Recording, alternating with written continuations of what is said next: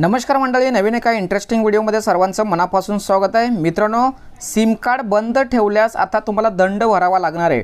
शुल्क वसूल करण्याची ट्रायची योजना आता आखण्यात आलेली आहे। जर तुमच्याकडे सिम कार्ड असेल आणि ते तुम्ही बंद ठेवत असाल तर तुम्हाला आता त्या सिम कार्डवरती बंद असताना सुद्धा पैसे भरावे लागणार आहेत। हे पैसे का भरावे लागत आहेत आणि कशासाठी भरावे लागतील याविषयी संपूर्ण माहिती आपण या व्हिडिओमध्ये जाणून घेणार आहोत। व्हिडिओला सुरुवात करण्यापूर्वी चॅनलवरती जर नवीन असाल तर कृपा करा चॅनल सबस्क्राइब करा। अशाच महत्त्वपूर्ण अपडेट या चॅनलवरती येत असतात। चला तर मित्रांनो, व्हिडिओला सुरुवात करूया।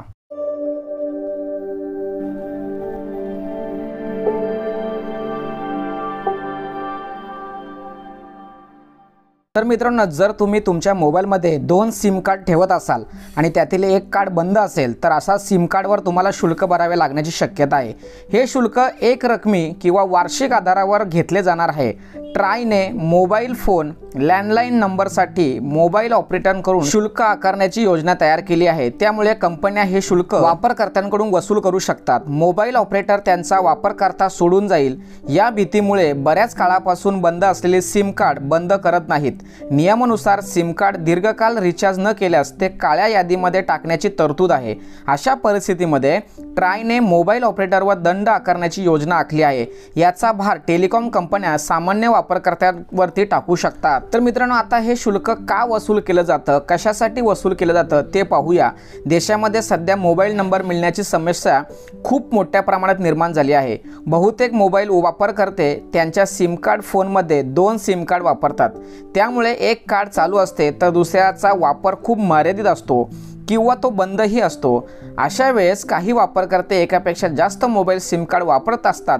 तर अशांवरती आता शुल्क आकारण्याची योजना केंद्र सरकारकडून सुरू करण्यात आलेली आहे। मित्रांनो, यामध्ये जर आपण विचार केला तर कोट्यावधी मोबाईल नंबर हे काळ्या यादीमध्ये आलेले आहेत। आकडेवारीनुसार सध्या 21.91 कोटीहून अधिक मोबाईल नंबर काळ्या यादीत समाविष्ट करण्यात आलेले आहेत। एकूण मोबाईल क्रमांकांपैकी हे प्रमाण सुमारे 19% आहे। सरकार स्वतः मोबाईल ऑपरेटरला मोबाईल नंबर रिलीज जारी करते। मोबाईल क्रमांक मर्यादित संख्येत उपलब्ध असल्यामुळे हा निर्णय घेण्यात आलेला आहे। तर काही देशांमध्ये सुद्धा हा निर्णय चालू आहे।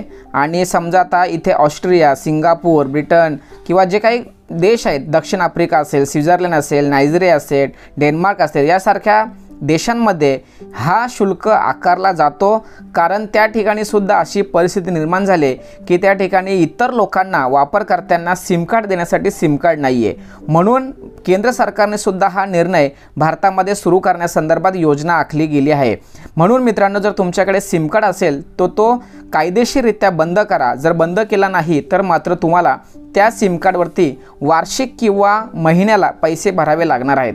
मित्रांनो, अतिशय उपयुक्त महत्त्वाची माहिती या ठिकाणी देण्याचा, समजावून सांगण्याचा प्रयत्न केलेला आहे। जर तुमच्याकडे सिम कार्ड असतील, आपल्या नातेवाईकांमध्ये, आपल्या घरातील व्यक्तींकडच्या नावावरती जर 2-3 सिम कार्ड असतील तर त्यांच्यासाठी ही बातमी अतिशय महत्त्वाची आहे। ही बातमी त्यांच्यापर्यंत पोहोचवण्यासाठी सहकार्य करा। धन्यवाद। जय हिंद, जय महाराष्ट्र।